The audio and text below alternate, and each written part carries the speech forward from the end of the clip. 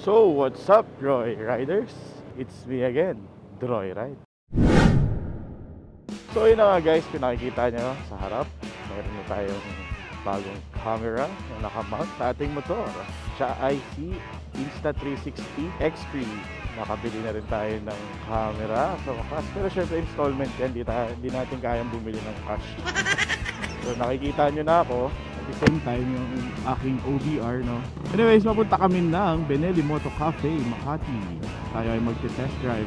Na-invite tayo ni Sir Ken of Benelli Moto Cafe. Si Sir Ken na napakabait na biruin mo, in-invite niya tayo.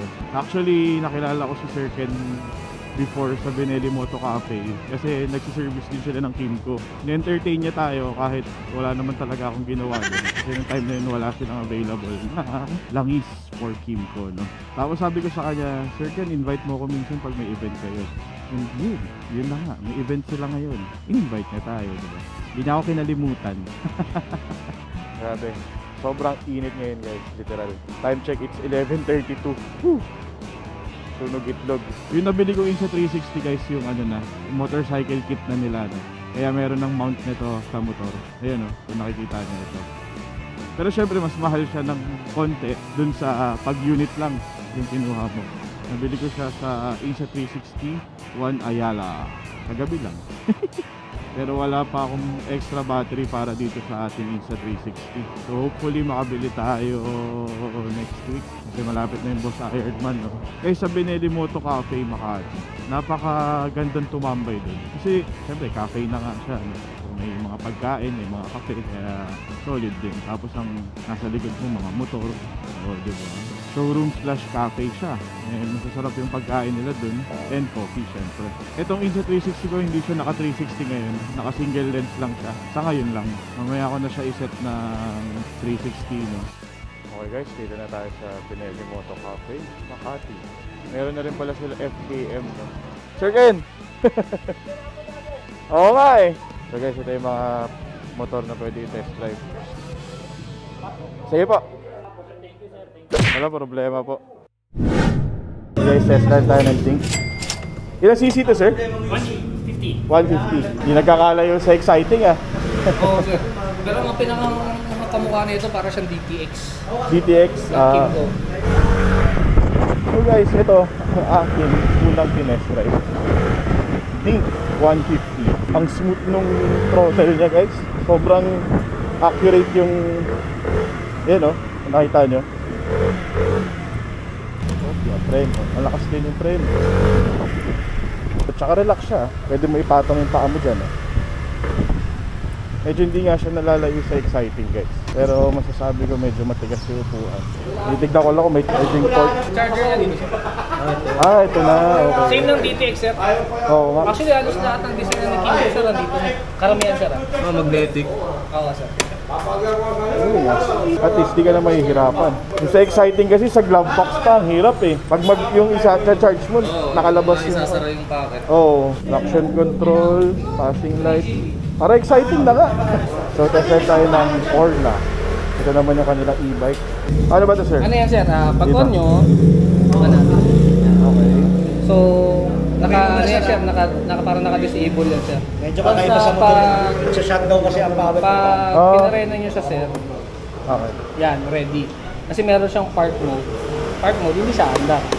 Pero once na any sa preno, magdi-disengage, magre-ready siya. Basta every time na magre-ready siya, ready to go na yan. Yung eco mode niya and sports mode niya, parang gear 1 din. Dalawa lang. Okay po. Alright. Ang sarap, walang kaingay-ingay. Ito muna tayo. Testingin natin yung sports mode niya kung gaano kabilis. May signal light din siya, of course. Ilaw. Okay, go. Kung hanggang saan ang kaya niya abutin.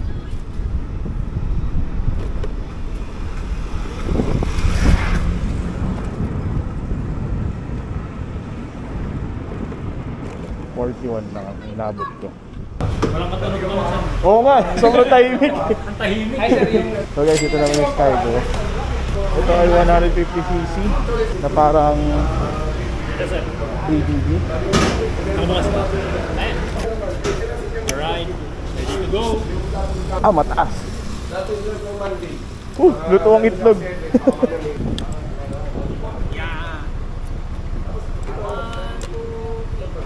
Ito mainit. Yung ganda ng suspension niya.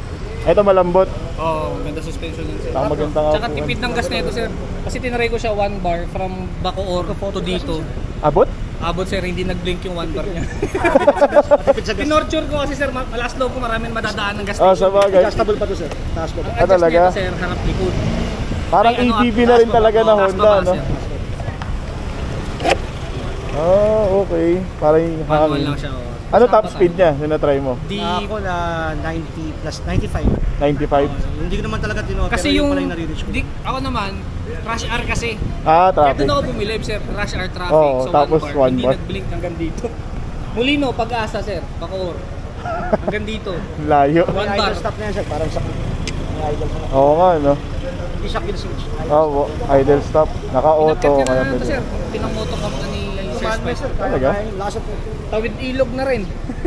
Bugbog na pala to. Oo, na-testing, sir, eh. well tested na yan sir. Ito sir, glove box. Oo sir, may kuan dyan. Ito sir, glove box. Laki yan sir. Ang lalim yan. Oo nga, no? Tapos sa kabila, yung charger ano niya. Kasya dalawang cellphone, ah. Ano, sir. Tapos yung charger niya sa kabila. Dalawa yan sir, isang USB, isang yung cigarette. Then the rest, ano na, basic na lang na conventional. Opo. Pero may nang gusto niya, sir, suspension tsaka yung tipid gas. Compartment niya sir, may ilaw na rin. Parang team Tapos ko ang gas niya excited. nandito. Ayos.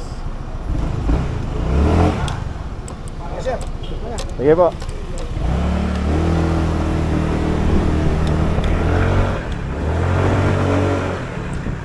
Wow. So itong motor na to, bugbog na pala to, no? Kasi talagang tinesting yung tibay niya. Ang masasabi ko lang is yung upuan, medyo hindi ako komportable. Kasi medyo maiksi yung likod. Mababa yung upuan, I think. Pero testing natin. Nice. Totoo nga yung sabi ni sir, medyo malakas nga yung torque nito. Preno. At maganda daw ang suspension.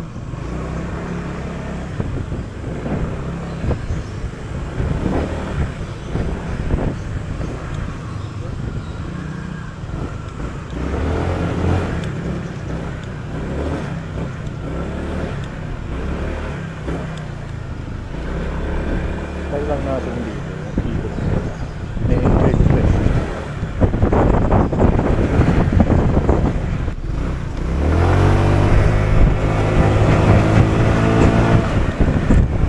Ang lambot nga ng suspension niya, guys. Try natin idaan sa lubak. Ito. Wow! Smooth lang. Magugustuhan to ni Ann, sigurado. Kasi lagi natatalbog yung likod niya. Kamusta, sir? Ayos! Ang lambot nga ng suspension, no? Sobra. Sir. Ito nga, sir. Next. Ito talaga din yung fuel efficiency. Oo nga, sobrang tipid. Sabi ko naman, Mga tingin, tansya mo, mga ilang kilometers per liter? pwede siya pumalo ng 40. 40? 35. Kasi depende rin eh. Kasi, for example, yung motor ko, NMAX, ang by the book niya 30 lang. Oo. Pero kaya ko siyang pakangatin ng 40. Kung Depende tamang sa ganda ano, kaya mo. kung chill driving. Tinesting ko lang, sabi ko, torturing ko nga ito. Marami naman akong gas station matadaanan kahit magtulak ako eh. Kung nakabot ako dito, ito ka na, rush hour pa yun sir, 6 p.m. ang out namin doon sa branch ko sa Pag-asa. Oo. Kasi dinala ko dito kasi nga i-re-review ni Sir Spike, i-bubunod ko.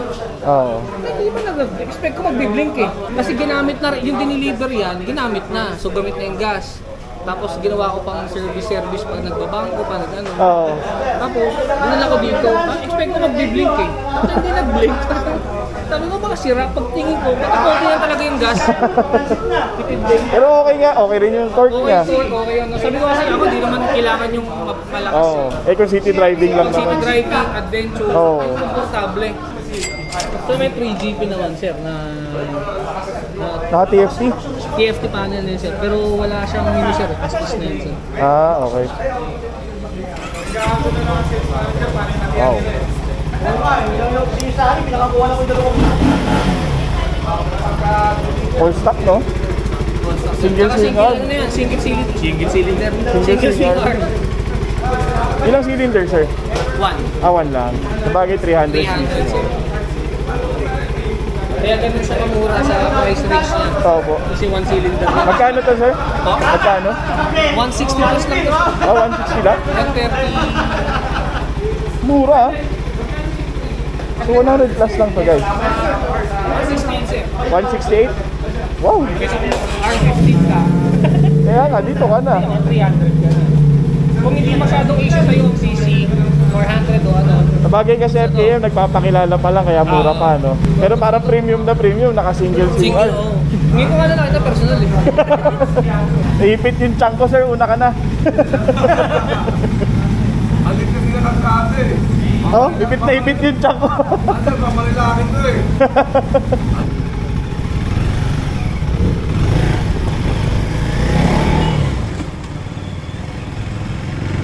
Ang hirap. Ayoko na mag-sports bike. Naipit yung chan ko, guys. Pero sobrang mura nito, ah. Naka 300cc ka, tapos 168,000.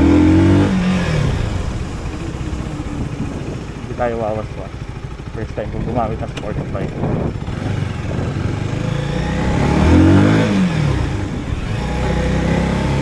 Hira rin akong mag-clutch ng motor. Masakit sa likod pag long ride to, sigurado. So para sa mga gusto ng sports bike na hindi ganun pamahal, na 300cc, pwede na to, guys. Well, FKM is bagong dating na siya dito sa Pilipinas, kaya ganun pa siya kamura, guys. Pero kung titignan nyo naman, quality naman yung pagkakagawa ng mga motor nila.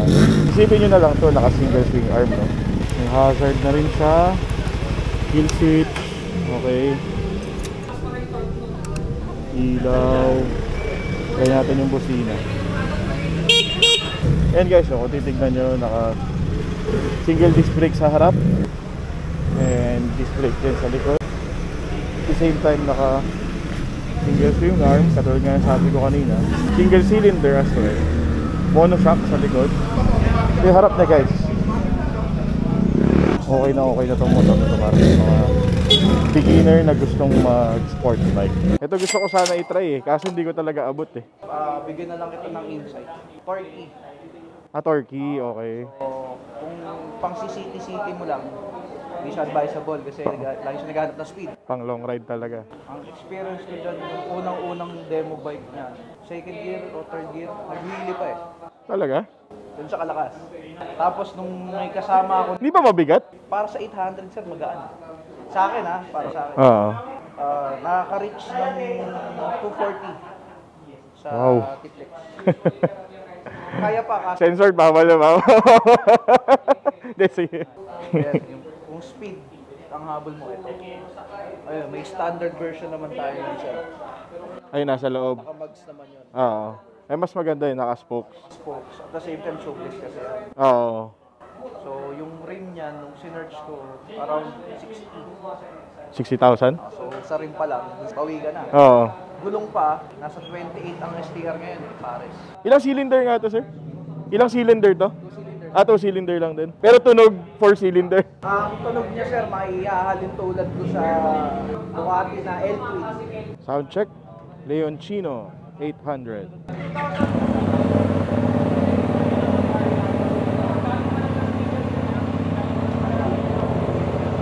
Ganda ng tunog, no? Tama nga si sir. Katunog nga niya yung isang Ducati. Tingnan natin kung quick response. Wow.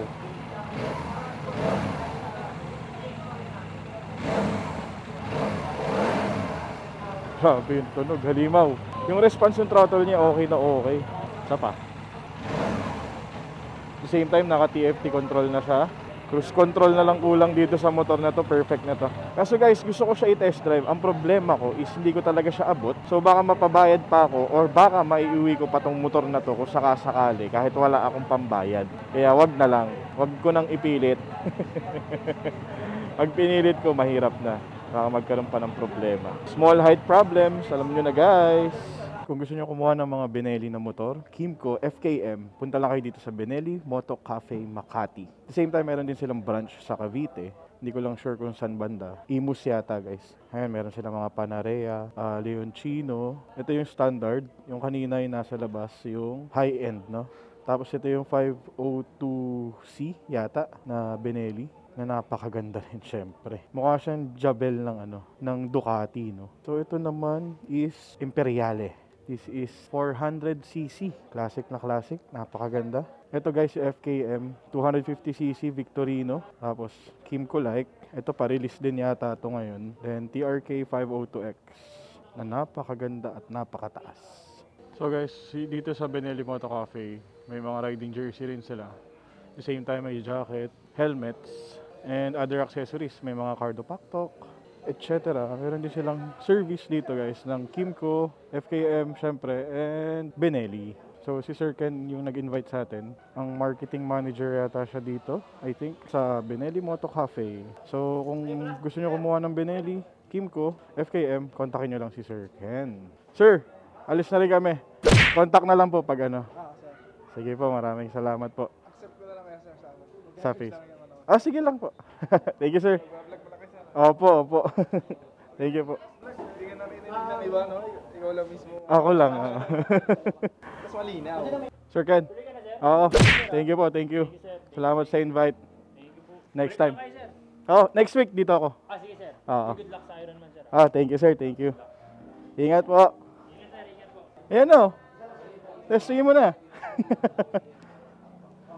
Ganda. Sir, dito na po ako. Sige po. Thank you po, thank you po. Salamat po. Next time po ulit. Okay po. Baka mabangga ka ng motor. Okay guys, pauwi na kami. Ganda ng 360 talaga. So after this vlog, magbablog ulit ako mamaya. Mamayang gabi naman. Hindi ko lang alam kung saan kami pupunta. Pero ang kasama ko naman ay sila Taneng. Alam niyo naman, pag nakamotor, kung saan pwedeng pumunta. Kahit walang plano. Okay guys, ang pinaka gusto ko na test drive kanina, yung 3GP. Sobrang solid ng unit na yon. At the price of 168,000, meron ka ng 300cc na motor. Sports bike pa. Sangka pa. Pero, para sa akin, hindi siya pwede. Kasi mataba ako, no? Hindi ko siya ma-enjoy. Kasi nga, masakit sa likod. At naiipit yung chan ko. Pero gusto ko siya. Sayang lang talaga, hindi ko ma-test drive yung Leoncino. Ay, sana, pinagpala ng high. So kapag bumili ka nga pala ng motor sa Benelli Moto Cafe, Makati, meron kang 1 year 10% discount on all items. Laking bagay yung 10% na yun, guys. For example, bumili ka ng halagang 20,000, meron kang 2,000 discount. Sungko po. So guys, maraming salamat Benelli Moto Cafe Makati. And syempre Sir Ken, maraming salamat sa iyo. Guys, kung gusto niyo ng Kymco, Benelli or FKM, text or call nyo lang si Sir Ken. Ito yung kanyang number. Yan, napakabait kausap niyan ni Sir Ken. Hindi mo siya kailangan kulitin, siya na mismo ang magchat-chat sa iyo. Kung meron ka pang kulang sa iyong requirement. At syempre, bukod kay Sir Ken, lahat ng staff ng Benelli Moto Cafe, napakabait, madaling i-approach, hindi ka tatalikuran. Ang pinakamaganda, di ba? So guys, hanggang dito na lang. Maraming salamat po sa pagpapanood nitong video na to. Sana may natutunan kayo kahit papaano sa akin. So hanggang sa muli, Troy Ride TV. Be happy like Jollibee. Alright. Woo!